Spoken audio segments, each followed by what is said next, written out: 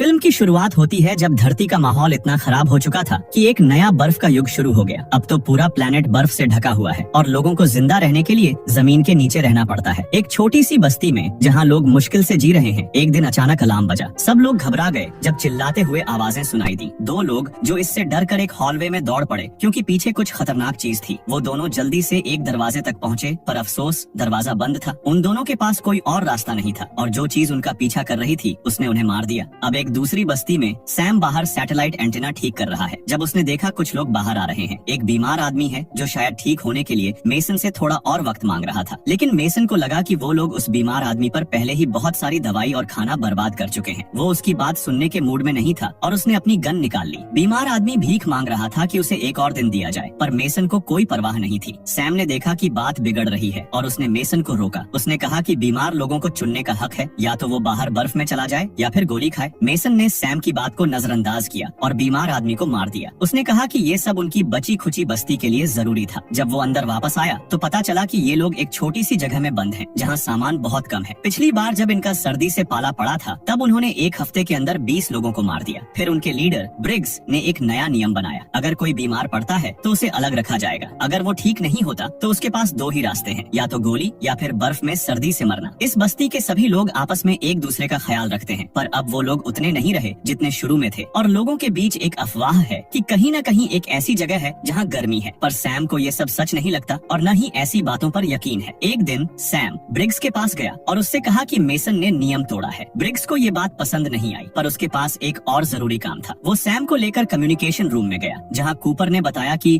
Colony 5 से एक SOS message आया है, पर वहाँ से कोई जवाब नहीं आ रहा। ब्रिग्स ने जल्दी से एक इमरजेंसी मीटिंग बुलाई जो आधे घंटे में होने वाली थी। सैम इस बीच विक्टर के पास गया जो जानवरों का ख्याल रखता था। विक्टर के पास भी बुरी खबर थी, आखिरी बार पैदा हुए खरगोश सब मर गए हैं। अब बस 12 खरगोश बचे हैं और उनमें सिर्फ एक मादा है और उसके साथ बाकी खरगोश बच्चे पैदा नहीं कर रहे। ये सुन के सैम का दिल बैठ गया क्योंकि खाना और भी कम होने वाला था। इधर ब्रिग्स मेसन के पास गया और उसे उसके काम के लिए डांटा, पर मेसन अपने फैसले का पक्का था। उसने कहा कि जो लोग बाहर चले जाते हैं वो वापस आके उनका खाना चुरा सकते हैं। दूसरी तरफ सैम अपनी गर्लफ्रेंड काई के पास गया जो उसे खरगोशों का खाना देती है। फिर काई सैम को बताती है कि उसे लगता है कि कहीं बर्फ के नीचे मौसम बदलने वाली टेक्नोलॉजी छुपी है और वो अपने रेडर से उसे ढूंढने की कोशिश कर रही है। वो हमेशा उम्मीद रखती है लेकिन कभी हार नहीं मानती। सैम को उसकी ये बात पसंद तो थी, पर उसका ध्यान फिलहाल अभी मीटिंग की तरफ था। मीटिंग में डेक्स्टर अपनी बीवी को याद दिलाता है कि वो खांसी न करे। सैम जब उनके पास से गुजरा तो उसने देखा कि दोनों ठीक नहीं लग रहे। उसने उन्हें अपने कमरे में जाने को कहा, पर डेक्स्टर ने कहा कि वो बिल्कुल ठीक हैं। ब्रिग्स मीटिंग में आया और सबको कॉलोनी 5 के SOS के बारे में बताया। उसने कहा कि वो एक टीम लेकर वहाँ जाएगा ये देखने के क्या हुआ है। मेसन ने इस बात का विरोध किया, कहा कि इस मुश्किल घड़ी में न तो लोगों को खोना चाहिए न ही खाने को, पर ब्रिग्स ने उसकी बात नहीं सुनी। फिर ब्रिग्स ने डेक्स्टर को टीम में शामिल होने को कहा, पर सैम ने उसकी जगह खुद जाने की बात कही। उसने कहा कि डेक्स्टर को अपनी वाइफ के साथ रहना चाहिए। ग्रेडन भी वहाँ जाने को तैयार है। उसके बाप विक्टर के मना करने के बावजूद कॉलोनी 5 में जाने की टीम बन गई और ब्रिग्स ने काय को तब तक बस्ती का जिम्मा दिया जब तक वो वापस नहीं आते। अचानक डेक्स्टर की बीवी को छींक आई और सब लोग अपना मुंह ढक के पीछे हट गए। लोगों का डर साफ दिख रहा था क्योंकि सर्दी का मतलब मौत था। जल्दी से डेक्स्टर और उसकी बीवी को अलग कर दिया गया। मेसन फिर से शोर मचाने लगा, कहा कि उनका टेस्ट करना चाहिए और काय इतनी मजबूत लीडर नहीं है। ब्रिग्स ने उसे फिर डांटा और कहा कि जब तक वो वापस नहीं आता बीमार लोगों के बारे में कोई फैसला नहीं होगा। तेज तूफान के चलते एक छोटा बच्चा हवा की ऑपोजिट डायरेक्शन में जा रहा है। वो शॉक हो जाता है जब अपनी माँ की डेड बॉडी बर्फ में पड़ी देखता है। सैम इस डरावने ख्वाब से घबराकर उठ जाता है और काई सैम को तसल्ली देती है। वो उसे याद दिलाती है कि ये उसकी गलती नहीं थी। इस बात से सैम को राहत मिलती है क्योंकि सैम के दिल में अभी भी माँ की याद आती है। अगली सुबह टीम अपने मिशन पर निकल पड़ी। कॉलोनी तक पहुँचने से पहले टीम का मुकाबला बर्फीली और ठंडी हवा से था क्योंकि उन्हें काफी दूर तक जाना था और बर्फ के बीच उनके लिए सफर करना कोई आसान काम नहीं था। एक पुराने खंडहर शहर से गुजरते हुए उन्हें एक पुरानी मौसम बदलने वाली मशीन मिली, पर अफसोस वो काम नहीं कर रही थी। थोड़ी देर बाद वो एक पुल पर पहुँचे जो सालों से टूटा फूटा था। पुल पर चलना मुश्किल था क्योंकि पुल पर कई जगह बड़े बड़े छेद थे। ब्रिग्स एक बार तो गिरते गिरते बचा जब पुल का एक हिस्सा टूट गया। सब लोग संभल के चल रहे थे क्योंकि एक गलती मतलब मौत थी। पुल के आखिर में उन्हें एक कार मिली जिसके पास एक बंदा हाथ में गन लिए मरा पड़ा था और कार के अंदर उसका पूरा परिवार मरा हुआ था और ऐसा लग रहा था उस बंदे ने पहले अपने परिवार को मारा फिर खुद को। थोड़ी देर बाद टीम को एक क्रैश्ड हेलीकॉप्टर मिला और उन्होंने रात के लिए उसमें पनाह ली। अगली सुबह जब वो कॉलोनी 5 पहुँचे तो वहाँ का नजारा देख के टीम डर गई। बाहर के दरवाजे पर खून था और अंदर से धुएं की बू आ रही थी। टीम ने धीरे धीरे अंदर जाना शुरू किया और वहाँ और भी खून दिखा। ये वही हॉलवे था जो शुरू में दिखा था, जहाँ 2 लोग भाग रहे थे। कॉलोनी 5 में 50 लोग होने चाहिए थे, पर कोई भी उनका स्वागत करने नहीं आया। ब्रिग्स ने ग्रेडन को एक गन दी ताकि अगर जरूरत पड़े तो वो अपना बचाव कर सके। हर हॉलवे में खून और टूटी हुई चीजें थीं और लग रहा था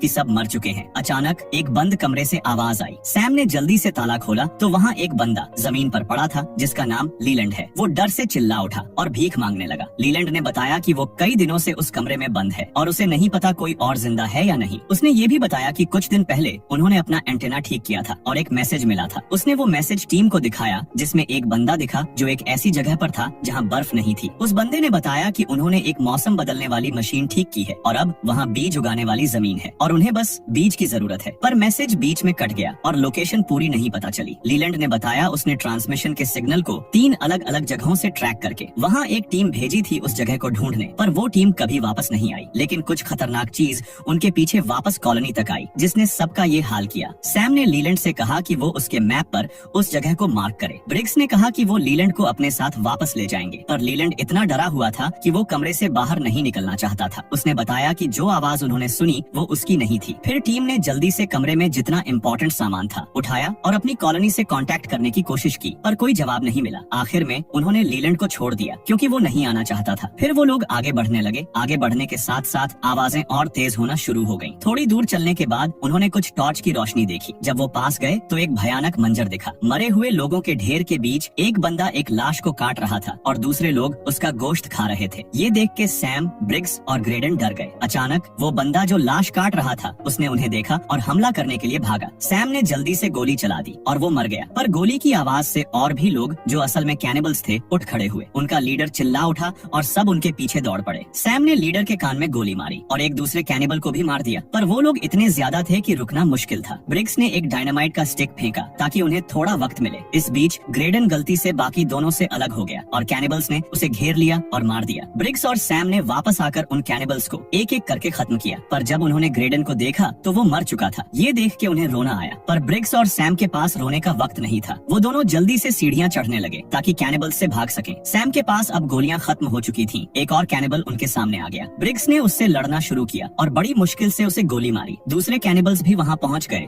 और उन्होंने देखा कि ब्रिग्स ने क्या किया। उनका लीडर गुस्से से चिल्लाया। बाहर निकलते ही ब्रिग्स ने एक और डायनामाइट अंदर फेंका जिससे वो टावर गिर गया और कॉलोनी बंद हो गई। दोनों बर्फ के बीच चलते रहे और थोड़ी देर बाद उन्हें वो पुराना हेलीकॉप्टर फिर से मिल गया। ब्रिग्स ने फैसला किया कि वो रात वहीं बिताएंगे क्योंकि बाहर ठंड बहुत बढ़ गई थी। रात में दोनों कैनिबल्स के बारे में बात करने लगे। ब्रिग्स ने बताया कि लोग जिंदा रहने के लिए कितनी भयानक चीजें कर सकते हैं। उसने अपनी आर्मी की एक कहानी सुनाई। जब 20,000 लोग एक स्टेडियम में इकट्ठा हुए थे तब आर्मी ने खाना बांटा और डॉक्टर्स लोगों का इलाज कर रहे थे, पर जब खाना खत्म हुआ तो लोग एक दूसरे से चीजें छीनने लगे और अफसरों को किसी के जिंदा रहने और मरने से कोई फर्क नहीं पड़ा। ब्रिग्स ने बताया कि मेसन भी उसकी स्क्वाड में था और दोनों ने उस जगह को छोड़ दिया ताकि ऐसी मुश्किलों से दूर रह सके, पर अब वो खुद एक नई मुसीबत में फंस गए हैं। अगली सुबह जब वो हेलीकॉप्टर से बाहर निकले तो उन्हें पता चला कि कैनिबल्स उनके निशान देख के उनके पीछे आ रहे हैं। सैम को डर लगा कि वो लोग उनकी कॉलोनी तक पहुंच जाएंगे, पर ब्रिग्स के पास एक प्लान था। वो दोनों जल्दी से उसी पुल की तरफ भागे और एक बड़े गैप को क्रॉस करने के बाद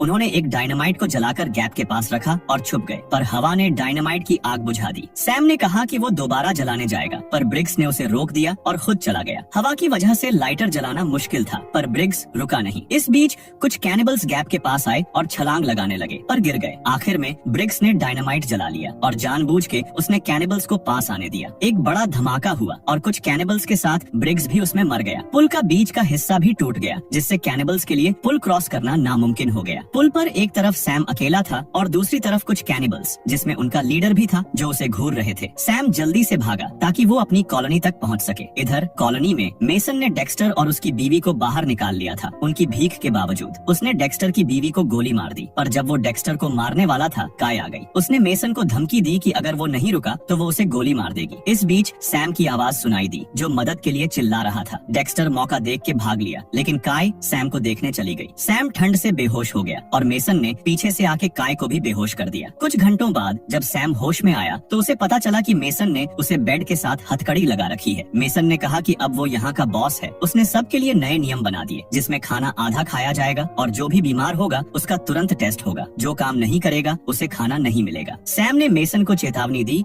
और कैनिबल्स के बारे में और उस जगह के बारे में सब कुछ बताया जो उसने वीडियो में देखी थी, पर मेसन को ये सब झूठ लगा और वो सबको वहाँ से से लेकर चला गया। सबके जाने के बाद एक छोटा सा लड़का सैम के पास आया और चुपके से उसने हथकड़ी की चाबी उसे दी। बाहर मेसन और विक्टर नजर रखे हुए थे, लेकिन उन्हें कुछ नहीं दिखा। विक्टर ने कहा कि सैम झूठ नहीं बोलता और उन्हें तैयार रहना चाहिए। फिर वो सिक्योरिटी कैमरास चेक करने लगे, पर तभी एक आदमी ने बताया कि सैम भाग गया है। दूसरी तरफ सैम ने काय को ढूंढा, जो एक कमरे में बंधी हुई थी। उसने जल्दी से काय को खोला। फिर दोनों काय के कंप्यूटर पर उस वार्म जगह की लोकेशन ढूंढने लगे। पहले तो कुछ नहीं मिला, पर थोड़ी देर बाद रेडर ने एक ऐसी जगह दिखाई जहां बर्फ नहीं थी। तब दोनों ने जल्दी से जितने हो सके उतने बीज अपने बैग्स में भरे। जब वो बाकी लोगों को वार्न करने जाने लगे, लेकिन मेसन और उसके आदमियों ने उन्हें रोक लिया और कहा कि अब वो बॉस है। तभी अचानक बाहर से एक जोर की आवाज आई। सब लोग सिक्योरिटी कैमरास के पास भागे और देखा कि कैनिबल्स दरवाजा तोड़ने की कोशिश कर रहे हैं। उनका लीडर डेक्स्टर का सिर उठा के धमकी दे रहा था और फिर उसने कैमरा तोड़ दिया। मेसन ने अब सैम की बात पर यकीन किया और जल्दी से हुक्म दिया, जो भी गोली चला सकता है उसे हथियार दो और बाकी लोग सेफ रूम में छुप जाओ। कूपर ने उन सभी लोगों को सेफ रूम की तरफ जाने को कहा जो लड़ नहीं सकते थे, और बाकी लोग जिनके पास गन थी हॉलवे में दरवाजा खुलने का इंतजार कर रहे थे। अचानक लाइट्स बंद हो गई और जब वापस आई तो दरवाजा खुल चुका था, पर किसी के अंदर आने का पता नहीं चला। अब अंदर से आवाजें आने लगी और एक कैनिबल कहीं से निकल के कूपर को मारने लगा। कूपर ने अपना बचाव किया पर कैनिबल ने उसे मार दिया। लड़की ने जल्दी से सेफ रूम का दरवाजा बंद कर दिया, जिससे कैनिबल अंदर नहीं आ सका। एक दूसरे हॉलवे में एक लड़की अपनी छुपने की जगह ढूंढ रही थी, पर एक कैनिबल ने उसे देख लिया और मार दिया। मेसन और उसकी टीम को जल्द पता चल गया कैनिबल्स अंदर घुस चुके हैं, पर अब कुछ भी करना मुश्किल था क्योंकि दुश्मन हर तरफ से आ रहे थे। दोनों गैंग के बीच एक बड़ी लड़ाई शुरू हो गई, जिसमें दोनों तरफ के लोग मर रहे थे। जितने कैनिबल्स को वो मारते उतने और आ जाते। सैम और काय उनसे जान छुड़ाकर भाग निकले, पर विक्टर थक चुका था। उसने कैनिबल्स के लीडर का सामना किया, पर लीडर ने उसे मार दिया। इस बीच मेसन, जो जख्मी हो चुका था, एक सेफ रूम की तरफ भागा जहां कुछ और लोग छुप रहे थे। उसने अंदर आते ही दरवाजा बंद कर दिया, जिससे सैम और काय अंदर नहीं आ सके। एक कैनिबल उन्हें मारने आ रहा था, तभी किसी ने मेसन को धक्का दिया और सैम और काय को अंदर आने दिया, पर अफसोस कैनिबल भी उनके पीछे अंदर घुस गया। काय ने जल्दी से उसे गोली मार दी और दरवाजा जल्दी से बंद कर दिया। सभी कैनिबल्स दरवाजे तक आ पहुंचे। अब दरवाजा ज्यादा देर बंद नहीं रहने वाला था, क्योंकि कैनिबल्स ने उसे तोड़ना शुरू कर दिया। सैम ने जल्दी से एक सुरंग खोली और सबको उसमें से निकलने को कहा। मेसन ने कहा कि बाहर वो सब फ्रीज हो जाएंगे, पर कोई उसकी बात नहीं सुन रहा था। सब लोग सुरंग के रास्ते बाहर निकलने लगे और सैम ने जाते जाते मेसन को एक पिस्टल दी। अगले कुछ ही सेकंड्स में कैनिबल्स ने दरवाजा तोड़ दिया और मेसन पर हमला करने लगे। मेसन ने हमले से पहले ही गैस टैंक पर गोली मारी, जिससे एक बड़ा धमाका हुआ। सब कैनिबल्स मर गए सिवाय उनके लीडर के, जो सुरंग में घुस चुका था, और वो जल्द ही सैम के पास पहुंच गया। दोनों सुरंग के अंदर एक दूसरे से लड़ने लगे। लड़ते लड़ते सुरंग टूट गई और वो दोनों जानवरों के रूम में गिर गए। सैम के हाथ जो लगता वो लीडर को दे मारता, पर लीडर सैम से ज्यादा ताकतवर था। उसने एक ही बार में सैम को उठा के पटका और मारना शुरू कर दिया। सैम को एक मौका मिला जब उसने जमीन से बड़ा चाकू उठाया और लीडर पर वार किया। फिर सैम ने लोहे की रॉड से लीडर के थोबड़े का नक्शा बिगाड़ दिया। जब इससे सैम का मन नहीं भरा तो उसने लीडर का सिर काट दिया। फिर जब सैम बाहर निकलने लगा तो देखा हॉलवे में आग लग चुकी थी। बाहर काय और बचे हुए लोग सुरंग से निकल आए। सैम भी सुरंग से निकल आया। सब अपनी बस्ती को जलता हुआ देख रहे थे। सैम ने सबको कहा, अब हमें उस जगह को ढूंढना होगा जो वीडियो में दिखी थी। ये सुन के सब लोग बर्फ के बीच चलना शुरू कर देते हैं, इस उम्मीद के साथ कि वो जल्द ही उस जगह को ढूंढ लेंगे और फिल्म यहीं खत्म होती है। और याद रखो, जिंदगी कितनी भी कठिनाई दे, उम्मीद कभी खत्म नहीं होती।